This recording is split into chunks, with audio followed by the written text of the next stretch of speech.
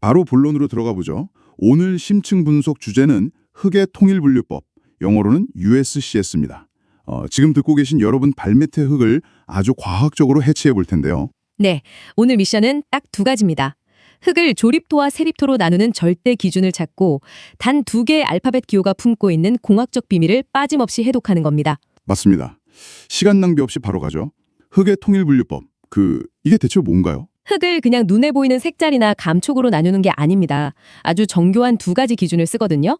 첫째는 흙 입자들의 크기가 어떻게 섞여 있는지 보는 입도 분포이고요. 둘째는 흙이 물과 만났을 때 성질이 어떻게 변하는지 파악하는 컨시스턴시죠. 에터버가 한계라고도 부르는 그 지표요.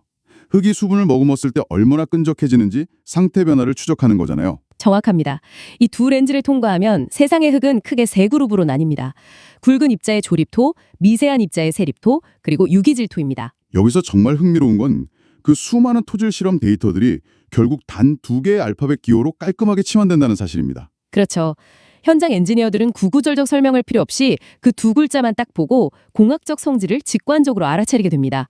암호 해독과 같아요. 그럼 그 암호를 풀기 위한 철거 한문부터 짚어보겠습니다. 조립토와 세립토를 양분하는 절대적인 기준선, 바로 넘버 200채의 통과량입니다. 네, 이 넘버 200채의 구멍 크기가 무려 0.075mm입니다. 사람 머리카락 굵기보다 얇죠. 밀가루 거누는 미세한 채를 생각하시면 됩니다. 흙을 넣고 마구 흔들었을 때 얼마만큼이 빠져나가느냐가 신분을 완전히 가르는 핵심이죠. 조립토부터 볼까요? 전체 중량의 50% 이하만 통과해야 조립토 타이틀을 얻습니다. 즉, 절반 이상이 채 위에 굵직하게 덩어리로 남아있어야 한다는 뜻입니다. 우리가 흔히 보는 자갈이나 모래가 바로 이 조립토 그룹이군요.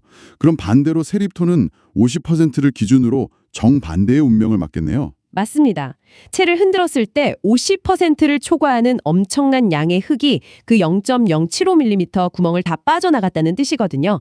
이게 세립토입니다. 실트나 점토가 해당하죠. 50%가 남느냐 빠져나가느냐 기준이 아주 직관적입니다.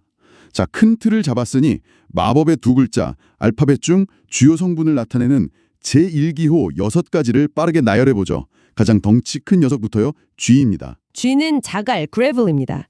조립토 중에서도 큰 형님이죠. 이건 구멍이 훨씬 큰 약 4.75mm의 노4 채를 쳤을 때 50% 이상 잔류하는 진짜 굵은 돌덩이들입니다. 두 번째 기호는 S, 모래입니다. S는 자갈과 반대입니다. 조립토이긴 한데 노포체를 50% 이상 통과해서 아래로 떨어지는 녀석들이죠. 자갈보다 입자가 작고 부드럽습니다. 굵은 녀석들 끝났고요. 세 번째 기호는 세립토의 세계로 갑니다. M, 실트입니다. 실트, 즉 M의 핵심 키워드는 비가소성입니다. 소성이라는 게 물을 먹었을 때 찰흙처럼 모양이 유지되는 성질이잖아요. 실트는 이게 아예 없거나 약합니다. 물 묻은 밀가루처럼 뚝뚝 끊어지고 푸석푸석한 흙이라는 거군요. 그럼 네 번째 기호 C, 점토는 정반대겠네요. 네, 완벽한 가소성 세립토입니다. 문방구 퍼레이드 옷 생각하시면 돼요. 물을 먹으면 엄청 끈적해지고 쭉쭉 늘어나서 공학적으로 아주 주의 깊게 다뤄야 하는 흙입니다. 유기물이 섞인 특별한 흙도 2가지 나왔습니다. 다섯 번째 기호 O, 유기질토입니다. 동식물 사체나 부식토 같은 유기물이 섞여서 스펀지처럼 푹푹 꺼지는 지지력 형편없는 흙입니다. 냄새도 나고요. 마지막 6번째, P, 토타는 더 심각하죠. 이건 농담이 아니라 당장 짐 싸서 도망쳐야 할 최악의 연약 집안입니다. 섬유질 유기물이 고도로 축적된 거대한 퇴비더미라서 건설 현장에선 절대 피해야 하는 기호입니다. G, S, M, C, O, P까지 주요 성분이 쫙 정리됐습니다. 이제 디테일을 더해줄 두 번째 알파벳 J기호를 볼 차례인데 조립토와 세립토에 붙는 꼬리표가 아예 다르잖아요. 엔지니어들의 걱정 포인트가 달라서 그렇습니다. 조립토인 자갈과 모래는 틈새 없이 꽉 맞물려 있는지가 중요하거든요. 그래서 입도 상태를 나타내는 W와 P를 씁니다. W는 입도 분포가 양호하다는 뜻이죠. 농구공, 테니스공, 탁구공, 모래까지 크고 작은 입자가 골고루 섞여서 빈틈을 완벽하게 메운 이상적인 상태가 W군요. 완벽한 비유입니다. 반대로 P는 입도 분포가 불량하다는 뜻입니다. 똑같은 크기만 잔뜩 있거나 중간 크기가 쏙 빠져버려서 흙이 헐겁고 불안한 상태를 의미하죠. 그럼 세립토 뒤에 붙는 제2기호는 뭡니까? 얘네들은 워낙 입자가 작아서 크기를 따지는 건 의미가 없잖아요. 네, 세립토의 가장 치명적인 변수는 오직 물입니다. 소성 상태를 나타내는 L과 H를 쓰죠. L은 저소성으로 액성 한계 50% 미만일 때 씁니다. 액성 한계가 흙이 질척거리는 액체로 변하기 시작하는 수분 함량이니까 기준이 낮다는 건 물을 조금만 섞어도 금방 흘러내린다는 거네요. 맞습니다. 반면에 H는 고소성이고 액성 한계 50% 이상일 때 붙습니다. 물을 엄청나게 많이 부어야 액체로 변한다는 건데 이게 진짜 무서운 겁니다. 흙이 물을 끝없이 빨아들이며 부피가 거대하게 팽창할 수 있다는 강력한 경고거든요. 조립도 판별법부터 가볼 텐데 굵은 입자 사이에 0.075mm 이하 세립분이 얼마나 섞여 있느냐에 따라 철저하게 3단계로 나뉜다고 하죠. 네, 불순물 같은 세립분의 지분이 핵심입니다. 첫째, 세립분이 5% 미만으로 조금 섞여 있을 때는 세립분을 무시합니다. 조립도 자체의 입도 특성에만 집중하죠. 그래서 입도계수인 균등계수와 곡률계수만으로 GW, GP, SW, SP를 바로 판별해내는군요. 그럼 둘째, 세립분이 12%를 초과해서 묵직하게 섞이면 어떻게 됩니까? 판이 완전히 뒤집힙니다. 미세한 세립분이 빈 공간을 다 장악해서 입도 분포 따지는 걸 포기해야 하거든요. 이때는 소성 도표를 가져와서 실트면 GM이나 SM, 점토면 GC나 SC로 확정 짓습니다. 5%와 12% 접근법이 극과 극이네요. 그럼 가장 골치 아픈 셋째 단계, 세립분이 5%에서 12% 사이에 애매한 경계일 때는요? 팽팽한 줄다리기 상태라 두 기호를 다 써버리는 이중 기호를 도입합니다.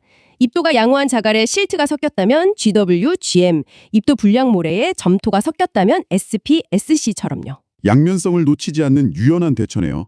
조립도를 완벽하게 분류해냈으니 이번엔 곧바로 세립도 판별법으로 넘어갑니다. 이건 복잡한 계산 없이 아주 직관적인 도표 하나로 끝낸다고 들었습니다. 네, 1930년대 아서 카사그란데가 창안한 소성 도표입니다. 2차 세계대전 때 군사 비행장을 빠르고 안전하게 지우려고 만든 생존형 도표가 통일분류법의 모태가 됐죠. 이 소성 도표 보는 법 제가 아주 빠르게 정리하겠습니다. 첫째, 도표 한가운데 대각선인 A라인의 상부에 점이 찍히면 무조건 점토 C입니다. 네, 그리고 둘째, A라인 하부에 점이 찍히면 실트인 M이거나 유기질토 5계열로 판별되죠. 대각선 하나가 점토와 실트를 무자르듯 가릅니다. 셋째, 여기에 아까 강조했던 액성 한계 50% 수직선을 긋습니다. 이 선 좌측은 저소성 L, 우측은 고소성 H로 나뉘는 거죠. 정확합니다. A라인 위아래 액성 한계 50% 좌우라는 십자좌표에 따라 CL, CH, ML, MH라는 최종 기호가 자판기 음료수처럼 툭 떨어지는 완벽한 시스템입니다. 지금까지 이 정교한 체계로 알파벳 두 글자를 부여하는 과정을 쫙 파헤쳤는데요. 결국 이걸 현장에 적용해서 안전한 세상을 설계하는 게 목적이잖아요. 긍정적인 공학적 활용 사례부터 보죠. 공사 현장에서 엔지니어들이 가장 환호하는 기호가 바로 GW나 SW입니다. 입도가 양호하게 섞였다는 뜻이죠. 이런 흙에 무거운 장비를 굴려 꾹꾹 눌러 다지면 입자끼리 톱니바퀴처럼 맞물리는 인터라킹 현상이 극대화됩니다. 돌멩이들이 서로 팔짱 끼고 버티니 전단 강도가 엄청나지겠네요. 빈 공간이 이미 작은 입자로 다 채워져 있어서 구조물이 올라가도 치마 현상이 거의 발생하지 않고요. 네, 그래서 수압을 맨몸으로 버티는 댐코어 벽체나 고속도로 성토 재료로 최적입니다. 저 기호만 보고도 돈 덜 들이고 튼튼하게 지을 수 있다고 단번에 확신하는 거죠. 빛이 있으면 어둠도 있는 법이죠. 설계자를 밤잠 설치게 만드는 주의 사례. 경고등을 켜야 하는 기호는 바로 CH입니다. 집안 조사서에서 CH를 발견하는 순간 현장 분위기는 싸늘해집니다. 고소성 점토라는 뜻인데 물에 의한 부피 변화가 상상을 초월하거든요. 장마철에 물을 빨아들이면 부피가 거대하게 팽창하고 건조해지면 원래보다 훨씬 작게 쪼그라들면서 땅이 쩍쩍 갈라진다는 그 괴물 같은 흙이군요. 땅이 꿈틀거리니 그 위에 지은 건물은 부등치마로 붕괴될 수도 있죠. 그래서 CH를 발견하면 반드시 팽창성을 죽이는 지반 개량을 하거나 아예 굴삭기로 다 파내버리고 GW 같은 좋은 흙으로 통째로 채워놓는 치환공법을 무조건 설계에 반영해야 하는 거네요. 수억 원이 깨지더라도요. 네, 이 알파벳 두 글자가 대형 붕괴 사고를 막아내는 최후의 방어선 역할을 하는 겁니다. 정교한 판별 과정부터 현장에서 댐을 사르고 건물을 구출하는 공학적 활용까지 짚어봤습니다. 단 두 개의 알파벳으로 흙의 공학적 성격과 위험성까지 완벽하게 파악해내는 USSCS 체계의 효율성이 정말 놀랍네요. 네, 흙의 통일분류법은 복잡한 토질 데이터를 가장 간결하고 정확하게 압축한 토질공학의 마스터키라고 할 수 있습니다. 이상으로 흙의 통일분류법에 대한 심층 분석을 마칩니다.